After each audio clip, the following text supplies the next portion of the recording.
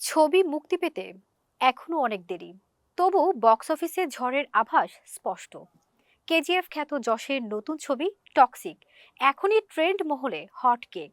শুধু একটি তথ্যই উত্তেজনা বোঝাতে যথেষ্ট। ছবিটির তেলুগু রাইটস বিক্রি হয়েছে 120 কোটি রুপিতে। দাবি করা হচ্ছে এটাই নাকি এ পর্যন্ত সর্বোচ্চ। কেজিএফ এর পর যশের মার্কেট কতটা বেড়েছে, এই সংখ্যাটাই তার প্রমাণ। 8 জানুয়ারি যশের জন্মদিনে টিজার প্রকাশের পর সোশ্যাল মিডিয়ায় শুরু হয় তুমুল আলোচনা। প্রশংসার পাশাপাশি কিছু দৃশ্য নিয়েও আপত্তি উঠেছে। অভিযোগ গড়িয়েছে কর্ণাটক রাজ্য নারী কমিশন পর্যন্ত, যারা সিবিএফসিকে ব্যবস্থা নিতে বলেছে।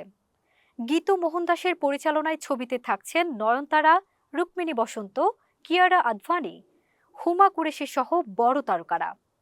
অ্যাকশন সামলেছেন হলিউডের জে পেরি, সঙ্গীতে রবি বসরুর।